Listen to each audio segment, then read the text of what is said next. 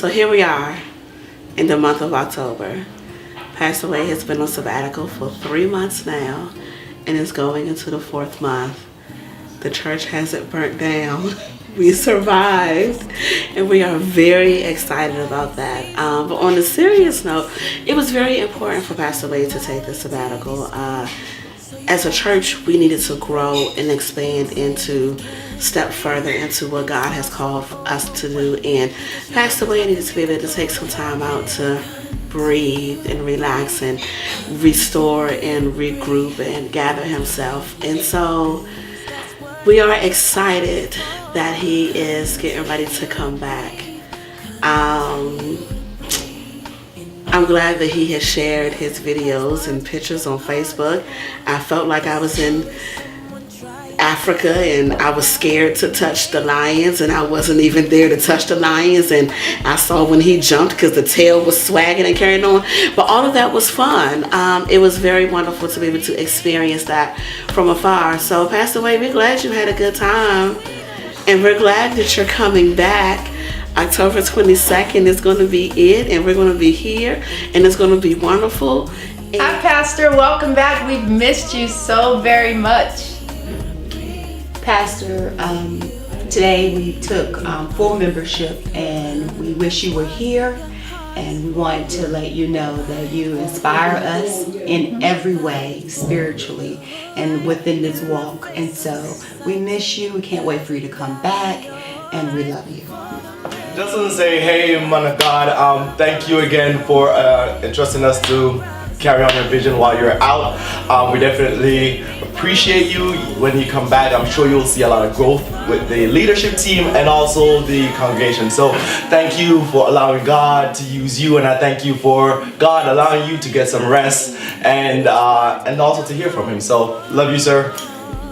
And I will say, congratulations on your sabbatical. I'm glad you got this time to sabbat and to rest, relax, and rejuvenate, just to enjoy yourself and to enjoy your time away.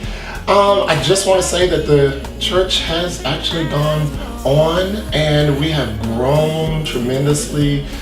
Today we had an exceptional service. Amen. In church, I had to take my collar off because I was shouting and sweating and stuff.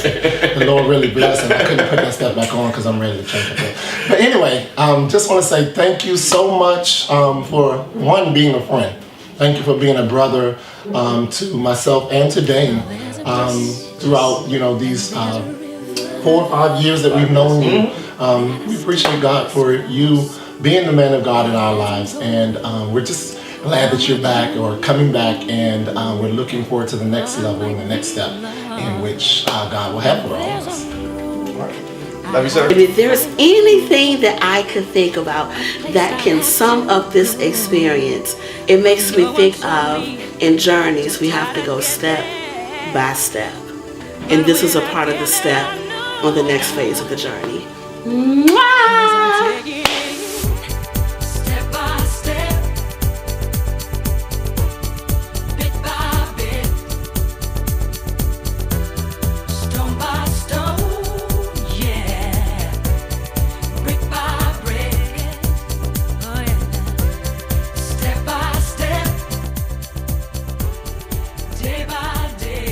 So why did I decide to take a sabbatical? Why was there a need for a sabbatical?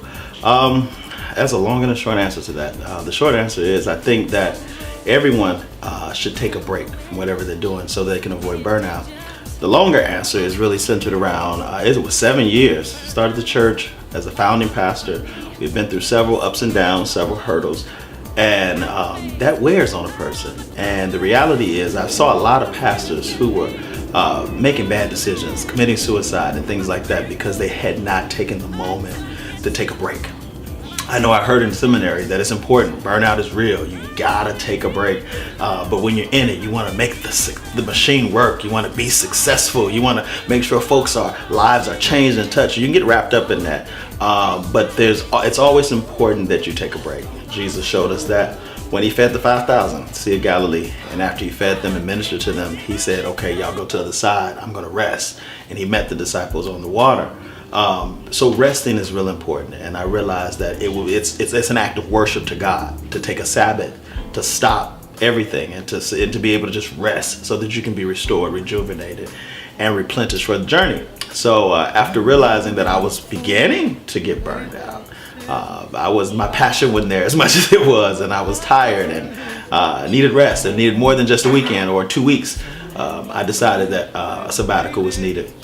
So working with the leadership team of our church, working with the entire church, talking about it, we wrote up a plan for a sabbatical, and I bless God for that opportunity to be able to have that break for 4 months, being on sabbatical.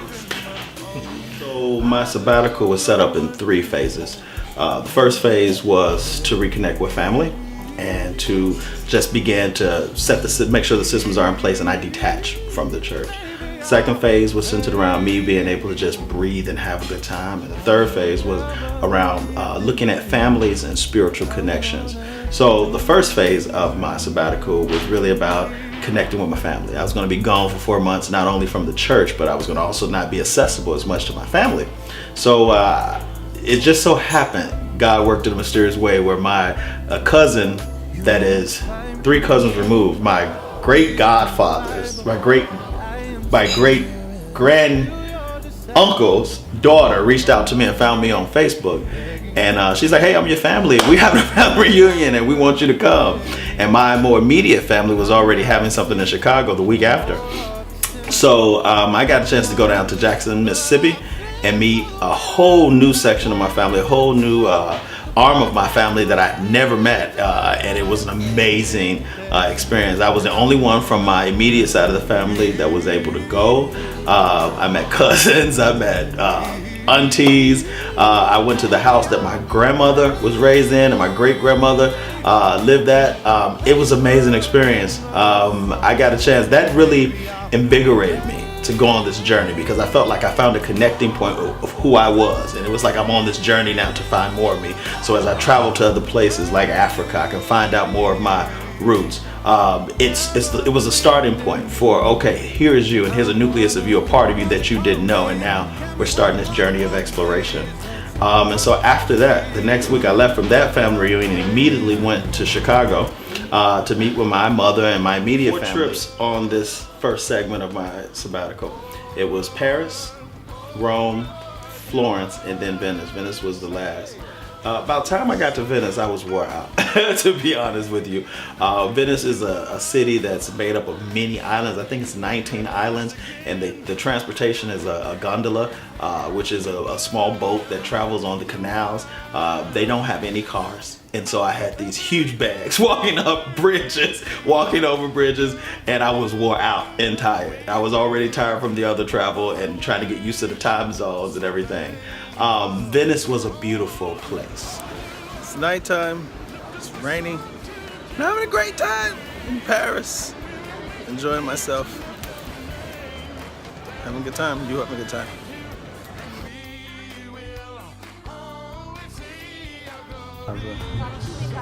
This is the Imperial Place, only the elite came to this one. This is where they chill. Place where they chill and relax. Still been.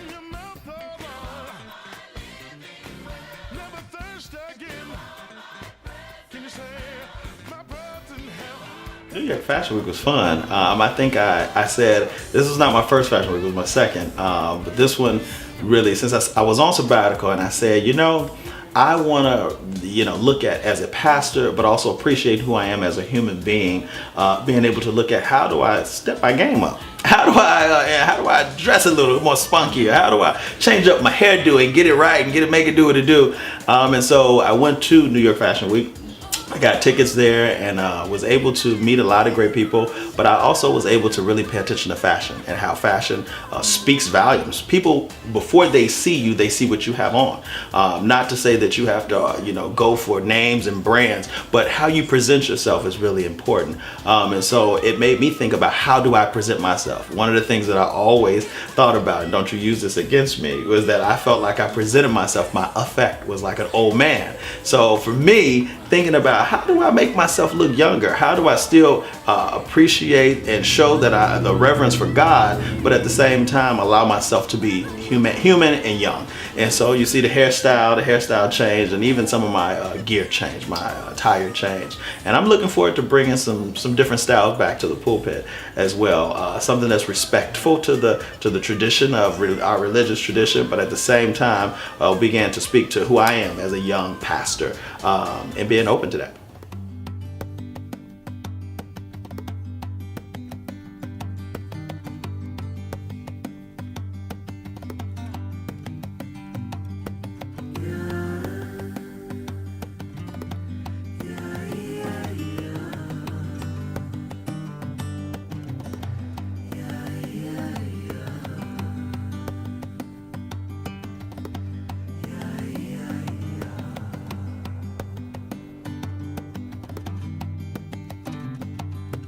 Billions live their lives.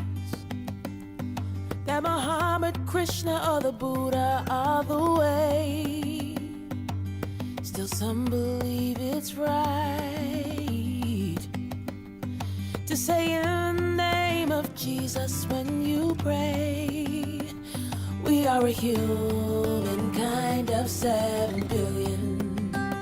So many different races and religions, and it all comes down to one.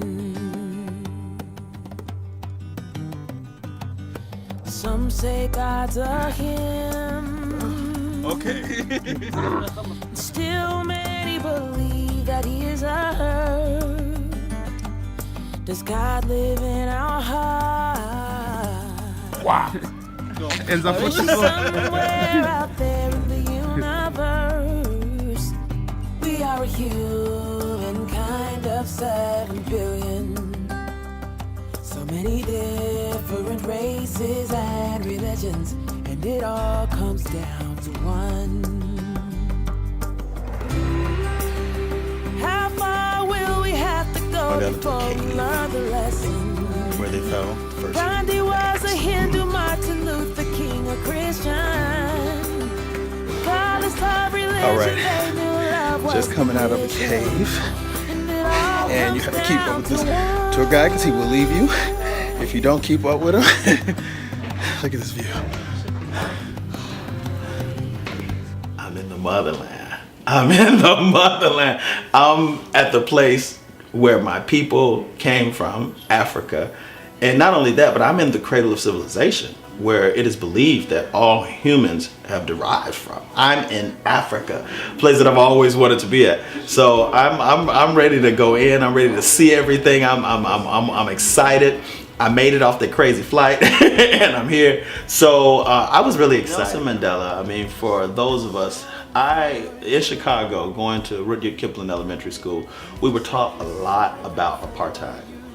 And we were taught about the struggle that they were having in South Africa that was very similar to the struggle that black folks had here in the United States, particularly with Jim Crow law. It's very similar, very parallel. And what we learned about was how, while I was there in South Africa, I learned about how the Dutch and the British, how they just really did the South Africans over. How they came, took the land over, and then they made these laws to prohibit them from being able to experience and enjoy the fruit of their own land, which, you know, we've seen that happen here in America with the Native Americans and with the Mexicans and with a whole lot of other people.